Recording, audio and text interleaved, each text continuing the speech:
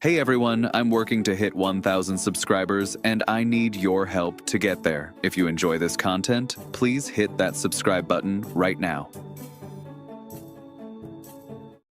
The Minnesota Vikings quarterback situation just went from complicated to absolutely explosive, and what we've uncovered is going to shake the entire NFL landscape. Buckle up, because the truth about JJ McCarthy's future, Kevin O'Connell's secret desires, and the Vikings' desperate offseason plans is about to blow your mind. Let's get one thing crystal clear from the jump. If JJ McCarthy doesn't step onto that field for another snap this season, the Minnesota Vikings aren't just going to dip their toes into the quarterback market. They're going to cannonball into it with the force of a freight train. And we're not talking about bargain bin options like picking up a Marcus Mariota off the street or making a cheap phone call about Jameis Winston. No. We're talking about an absolutely seismic, earth-shattering, NFL-breaking move that will have every analyst's jaw on the floor. Why? Because right now in that Vikings facility, seats aren't just warm, they're on fire. Jobs are hanging by a thread. The pressure cooker is about to explode. Members of the Vikings front office and coaching staff are looking at their futures right now, knowing that if they don't win a playoff game next season, if they don't compete for Vikings brass up at night, are they really going to feel comfortable? Are they genuinely going to bet their careers on rolling into next season with JJ McCarthy as their starting quarterback? A guy who has played, get this, only 8.5 games over the last 2 seasons. Think about that for a second. 8.5 games. That's barely more than half of a single NFL season. And these guys are supposed to trust their entire futures to that. Now, before the JJ McCarthy defenders come at us, let's acknowledge something important. This situation is completely unfair to the kid. In an ideal world, in a perfect scenario, the Vikings would have the luxury of letting McCarthy develop slowly, methodically, over multiple seasons.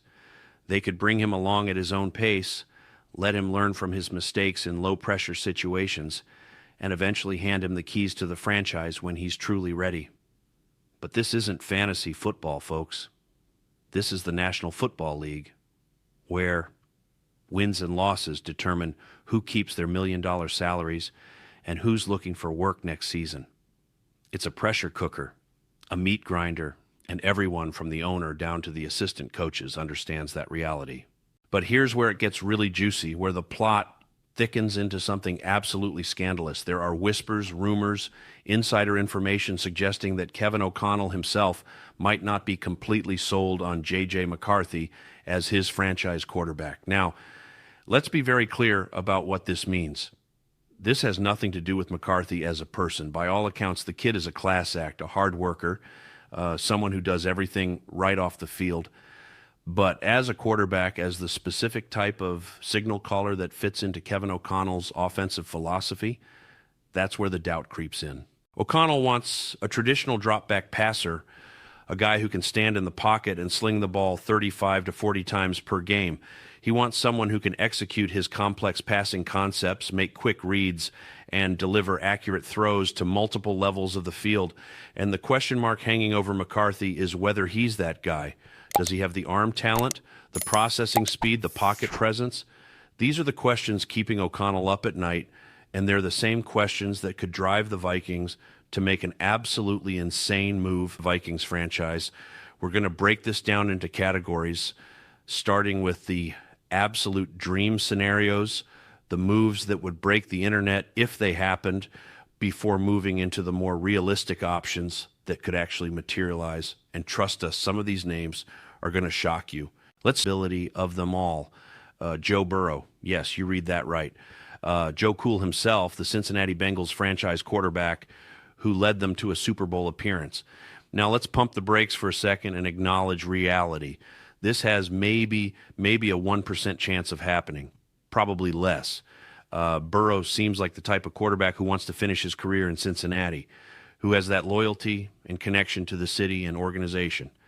But, and this is a big but, stranger things have happened in this league. What if Burrow looks around at the Bengals organization and doesn't like what he sees? What if he gets frustrated with the front office's inability to build a championship caliber roster around him? What if he looks in the mirror after another disappointing season and decides he needs a change of scenery to maximize his Super Bowl window? If, and this is a massive if, Burrow requests a trade, the Vikings would immediately shoot to the top of it. Connection between Burrow and Jefferson at LSU was the stuff of legends. They won a national championship together, put up video game numbers, and clearly had special chemistry on the field. Reuniting them in Minnesota would be a story straight out of Hollywood. Plus, the Vikings organization is stable. They have Kevin O'Connell, who is regarded as one of the brightest offensive minds in football, and they have the pieces around the quarterback position to compete immediately. If Burrow wants out of Cincinnati, Minnesota makes perfect sense. But again, let's be realistic. This is a lottery ticket, a pipe dream, something that would require multiple dominoes to fall perfectly. But in the NFL, we've learned to never say never. Next up on the dream board is Baker Mayfield, and this one actually has slightly better odds than the Burrow scenario, though still unlikely.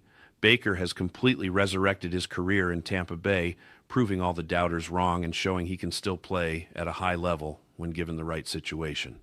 But here's the thing, the Buccaneers might be facing their own crossroads this offseason.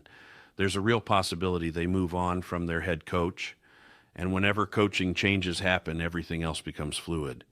Baker still has 1 year left on his contract, and if the Buccaneers decide they want to completely reset, to blow things up and start fresh, they might be willing to listen to offers.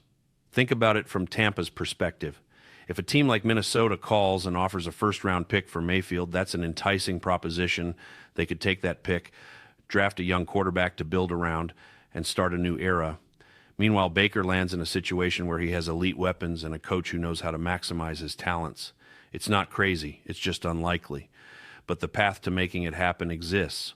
Now, let's talk about someone who will absolutely 100% be available if the Vikings want him, Kyler Murray. The Arizona Cardinals quarterback is at an all-time low in terms of his stock and reputation right now. People have seemingly forgotten that this guy was the number one overall pick in the NFL draft. They've forgotten that before that, he was a top 10 pick in the MLB draft. Kyler Murray is one of the greatest pure athletes to ever play football, the first player ever to be selected in the top 10 of 2 major sports leagues. That's not a small thing. That's generational talent. But the fit with Kevin O'Connell's offense raises legitimate questions. Murray has thrived in offenses that maximize his mobility, that allow him to create chaos with his legs and extend plays outside the structure. O'Connell's offense is more structured, more pocket-oriented, more predicated on timing and rhythm in the passing game. Can Murray succeed in that system? That's the debate. Some people would argue that at this stage of his career, with his reputation damaged, Murray would be a low-cost, high-upside gamble. Others would say he's fool's gold, a player whose best days are behind him. But make no mistake, if the Vikings call Arizona about Kyler Murray, the Cardinals would listen. The price wouldn't be high, and Minnesota could convince themselves they're getting a former elite talent at a bargain price. Whether that's smart or not is a different discussion entirely. Speaking of connections to Kevin O'Connell, we have to discuss Matthew Stafford. This one is fascinating because of the history between these two. O'Connell was the offensive coordinator when Stafford won the Super Bowl with the Los Angeles Rams. They have an established relationship, trust, and proven success together. That matters in the NFL. Quarterbacks and play callers who have chemistry don't grow on trees.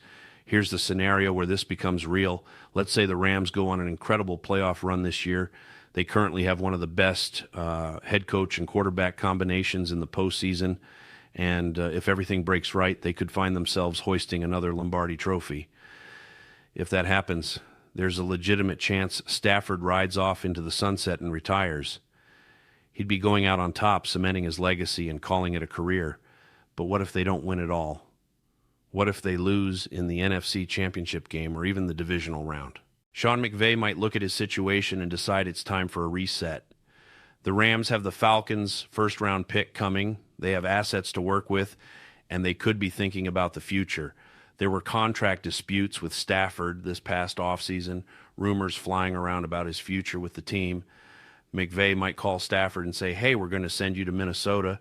You'll still have KOC, you'll have elite weapons, and we'll get a first-round pick to draft your replacement. Stafford wouldn't be upset. He'd be going to a contender with a coach he trusts.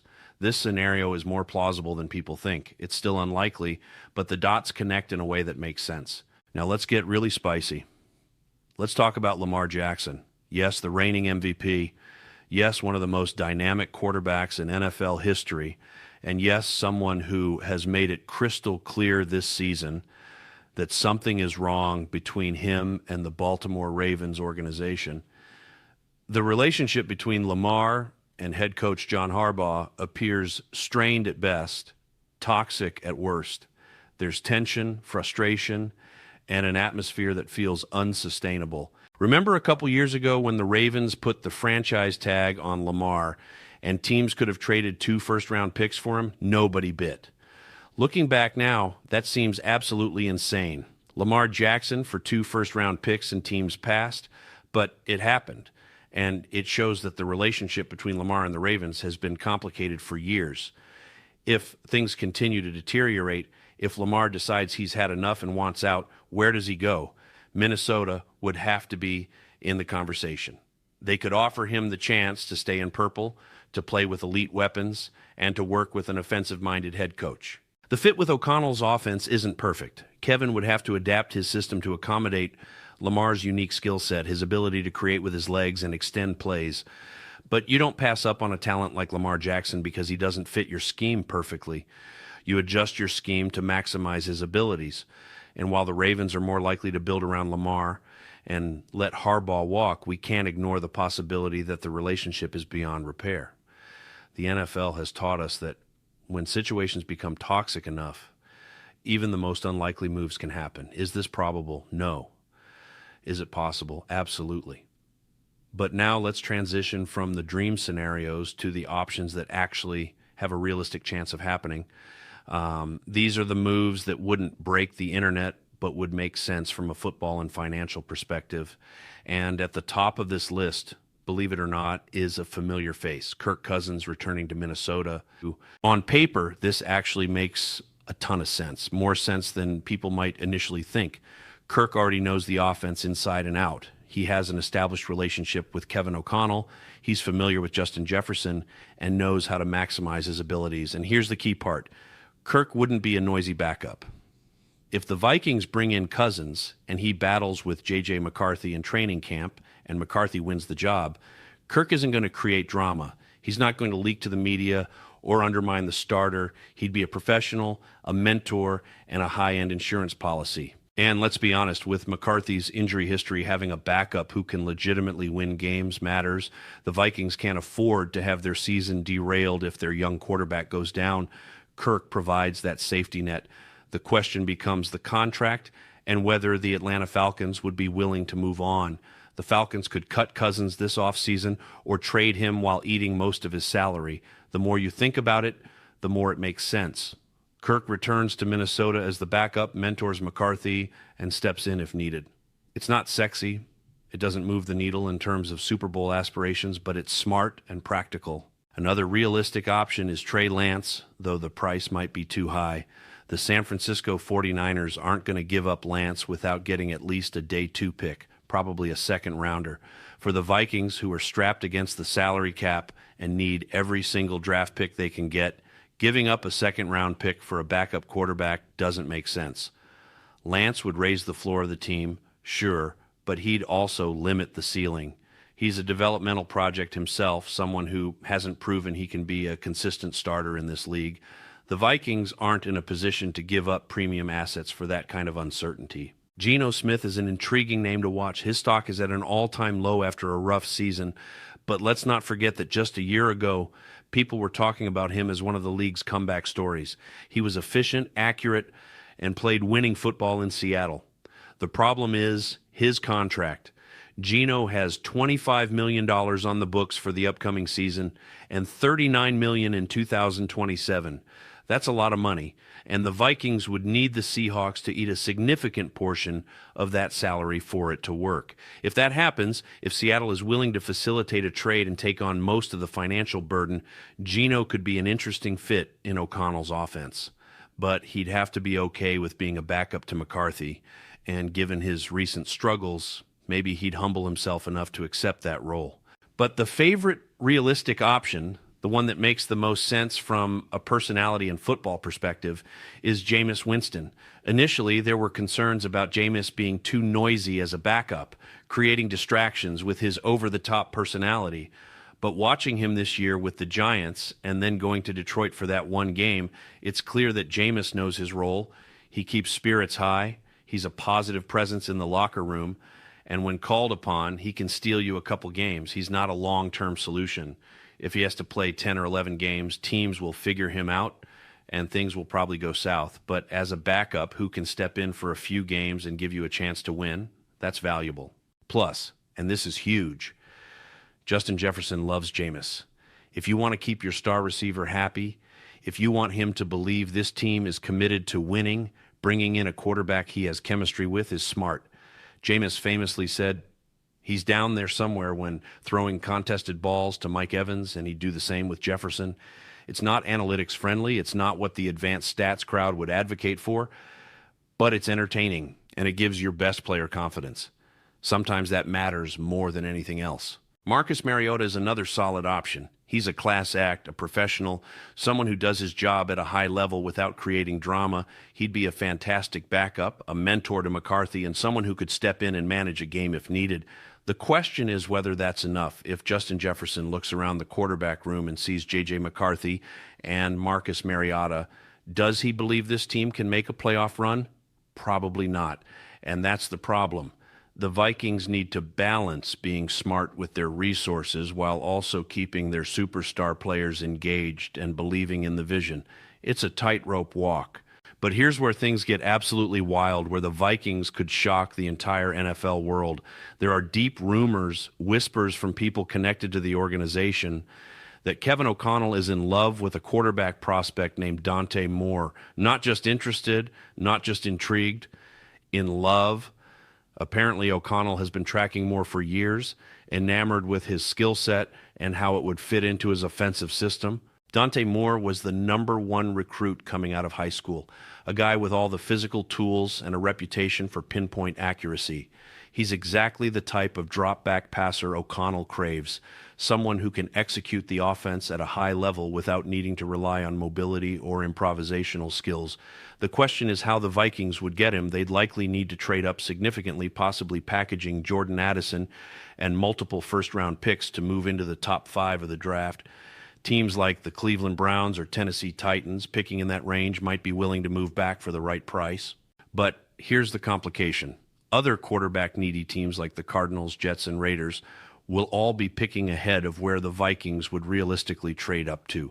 If those teams want quarterbacks, and they will, the Vikings might get jumped. Still, if the Vikings are dead set on Moore, if O'Connell has identified him as the perfect fit for his system, they could make an aggressive move that stuns everyone.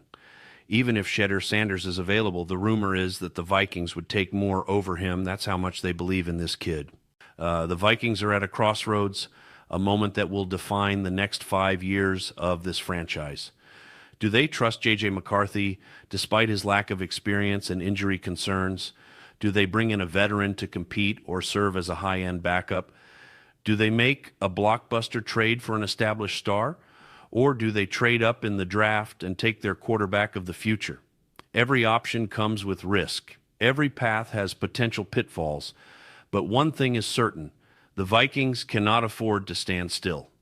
Jobs are on the line, the pressure is mounting, and the decisions made this offseason will determine whether Kevin O'Connell and this front office get to keep their positions or join the unemployment line. So what do you think? Should JJ McCarthy be the starting quarterback next season?